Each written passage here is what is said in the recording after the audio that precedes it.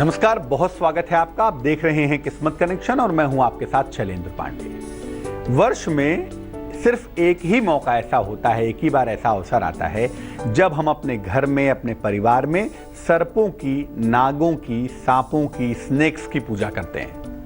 आज बात उसी पूजा की करेंगे। बात करेंगे नाग पंचमी की और आपको बताएंगे कि नाग पंचमी का महत्व क्या है, नाग पंचमी का पूजा विधान क्या है।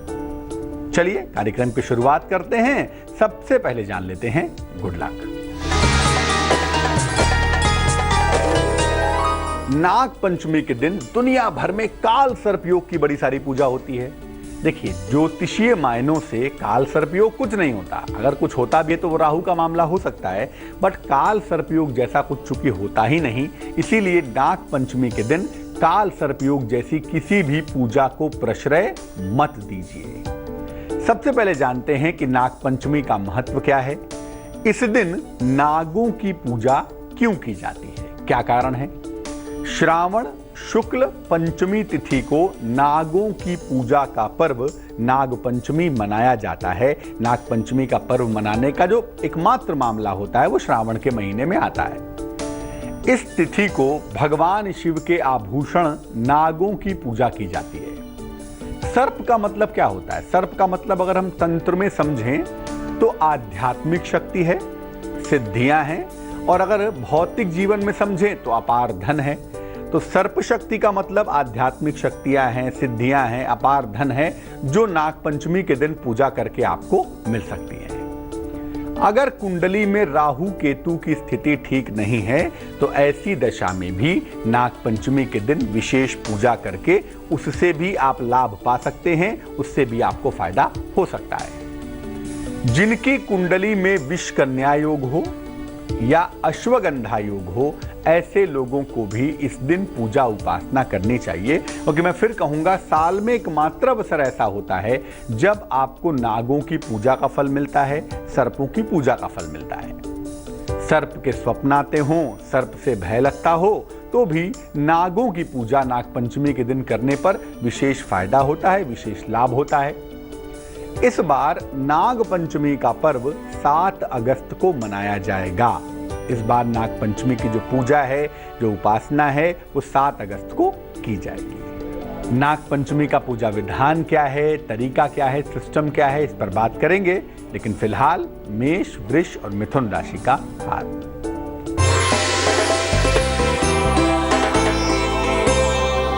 मेष राशि, सेहत बिगड़ सकती है, सेहत का ध्यान रखें। यात्रा पर न जाएं, यात्रा करने से दिक्कत हो सकती है, और बेवजह घर में जीवन साथी के साथ तनाव हो सकता है, ध्यान रखिए। शुभ रंग सुनहरा है और भाग्य है 65%।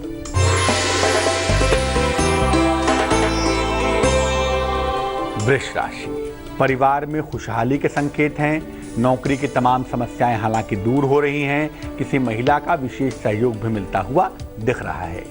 शुभ रंग जिसका इस्तेमाल करेंगे वो होगा सफेद और भाग्य होगा 70%।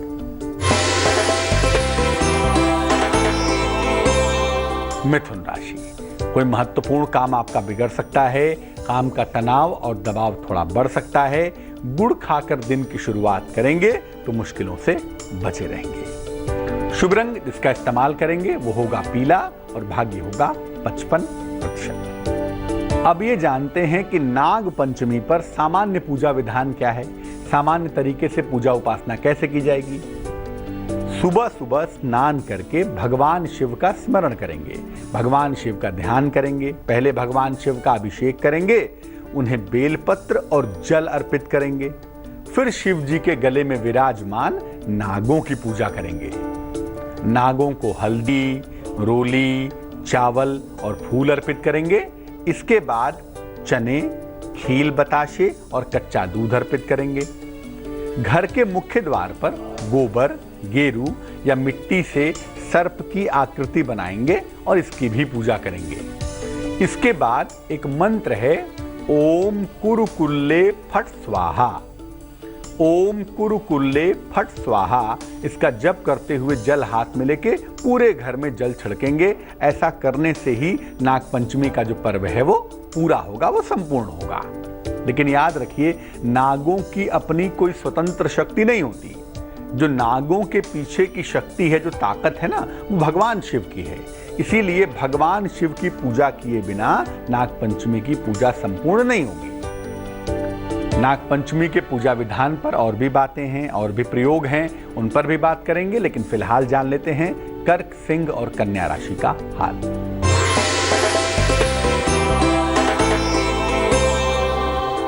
कर्क राशि, नौकरी में पद परिवर्तन के योग हैं, नई जिम्मेदारियां आपको मिल सकती हैं, विवाह के मामलों में तेजी आ सकती है। शुभ रंग गुलाबी होगा और भाग्य होगा 70%।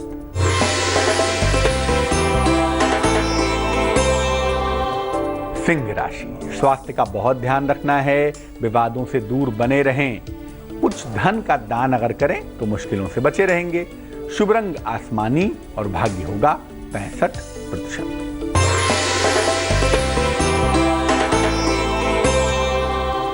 कन्या राशि, विवाह और प्रेम के मामले आपके हल होंगे। नौकरी में और जीवन में नए अवसर भी मिलते हुए दिखाई देंगे। खूब सारे धन का लाभ भी आपको अवश्य होगा। शुभ रंग हरा है और भाग्य है 80%। अब ये जानते हैं कि नाग पंचमी पर जब आप पूजा कर रहे हैं तो क्या सावधानियां रखें, किन बातों का ध्यान रखें। बिना शिव जी के नागों की पूजा कभी मत करिए। इंडिपेंडेंटली नागों की पूजा कभी नहीं करनी चाहिए। उनकी पूजा भगवान शिव के आभूषण के रूप में, भगवान शिव के गले में ही करें तो ज्यादा बेहतर होगा। जो लोग भी नागों की कृपा पाना चाहते हैं उन्हें इस दिन न तो जमीन खोदनी है और न ही साग काटना है। अब उसका मामला क्या है, सावन का महीना है तो जगह जगह सांप और तमाम जलचर प्राणी जो सरीसृप वर्ग के प्राणी होते हैं वो ज़मीन पर मिल सकते हैं, तो ज़मीन खोदने से वो निकलेंगे, आपको दिक्कत हो सकती है।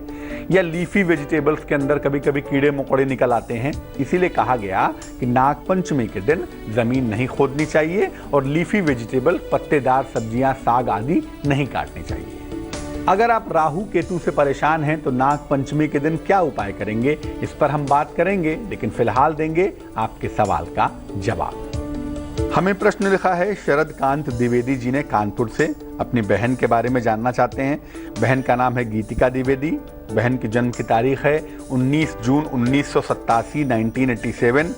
जन्म का समय है 00.05 AM मध्यरात्रि में 12:05। जन्म का स्थान है कानपुर। ये लिख रहे हैं कि इनकी बहन मांगलिक है कि नहीं, ये जानना चाहते हैं और जानना चाहते हैं कि विवाह के लिए योग कब बनेंगे, स्थितियां क्या होंगी। आपकी बहन की कुंडली बनती है मीन लग्न और मीन राशि की। मंगल चौथे खाने में सूर्य बुध के साथ बैठा है, लेकिन मंगल यहाँ पर अस्त नहीं है। अपने अंशों के आधार पर मंगल यहाँ अस्त नहीं है, इसीलिए कुंडली बिल्कुल मांगलिक है, परफेक्टली मांगलिक दिखाई देती है। दूसरा सवाल ये है कि इस कुंडली में जो विवाह की स्थितियां हैं, फिलहाल इनकी दशा चल रही है बुध की महादशा में, शनि की अंतरदशा, और शनि की अंतरदशा में ही विवाह होने की संभावनाएं बनती हैं। तो ज्योतिष के लिहाज से इस साल के अक्टूबर से अगले साल के अक्टूबर तक के बीच में इनका विवाह अवश्य ही हो जाएगा। ऐसी प्रबल संभावना फिलहाल कुंडली दिखा रही है। विवाह कानपुर के बहुत नजदीक होगा। जिस पालक से विवाह होगा उसके प्रशासन में, मैनेजमेंट में या लॉ, कानून के क्षेत्र में होने की संभावना ज्यादा है।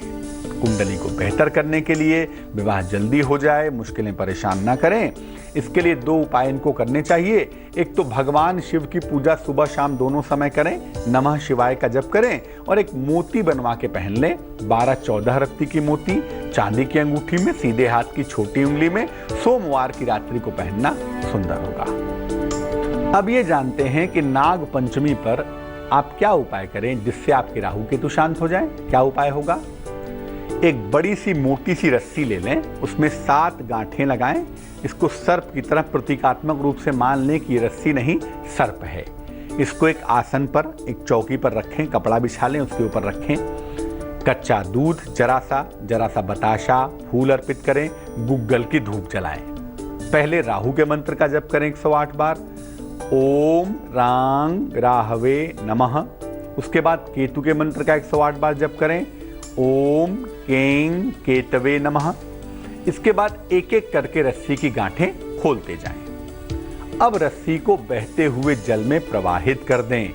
ऐसा करने के साथ ही जो जीवन में राहु केतु की मुश्किल है वो दूर हो जाएगी। लेकिन मैं फिर याद दिला दूं, कोई भी पूजा करने के पहले नागपंचमी के दिन सबसे पहले भगवान शिव को प्रणाम करके उनका आशीर्वाद अवश्य ले लें। तुला, वृश्चिक और धनु राशि वालों का वक्त कैसा चल रहा है, आइए जानते हैं।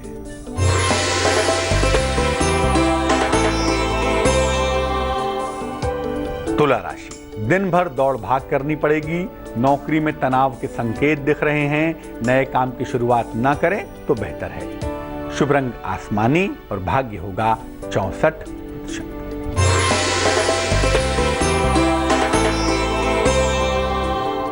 वृश्चिक राशि, अचानक कोई बड़ा अवसर मिलता हुआ दिख रहा है। खूब मान सम्मान भी मिल रहा है। धन का खर्च एकदम से बढ़ता हुआ भी दिखाई दे रहा है। शुभ रंग फिरोजी है और भाग्य है 71%।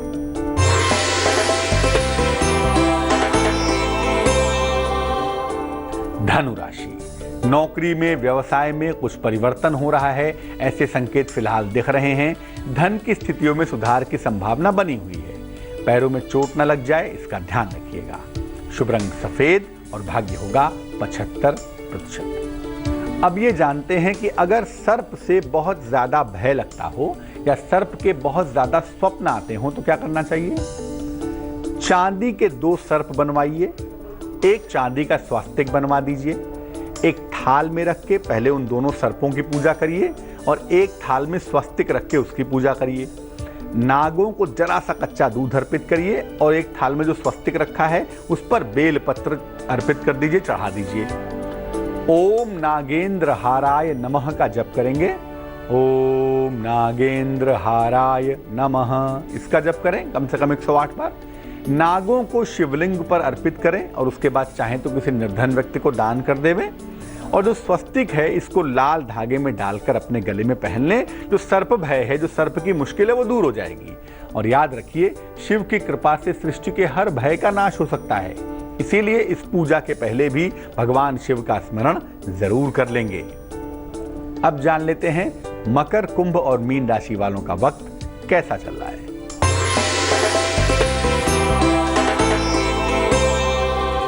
मकर राशि, महत्वपूर्ण काम टाल देना है आपको। वाद विवाद से बचना है और बड़ों की सलाह लेकर काम करेंगे तो मुश्किलों से बचे रहेंगे।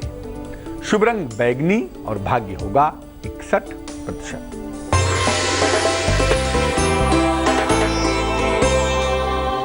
कुंभ राशि, कोई महत्वपूर्ण निर्णय आपको लेना पड़ेगा। नौकरी में परिवर्तन के सुंदर योग बनेंगे। धन आसानी से प्राप्त होगा। शुभ रंग जिसका इस्तेमाल करेंगे वो होगा क्रीम और भाग्य होगा 65%।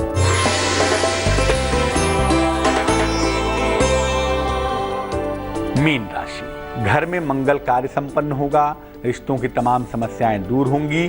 किसी सम्मानित व्यक्ति से मुलाकात होगी, बड़ा अच्छा रहेगा आपके लिए। शुभ रंग नीला और भाग्य है 77%। अब ये जानते हैं कि अगर कुंडली में विष योग है, विषकन्या योग है या अश्वगंधा योग है तो क्या प्रयोग करेंगे।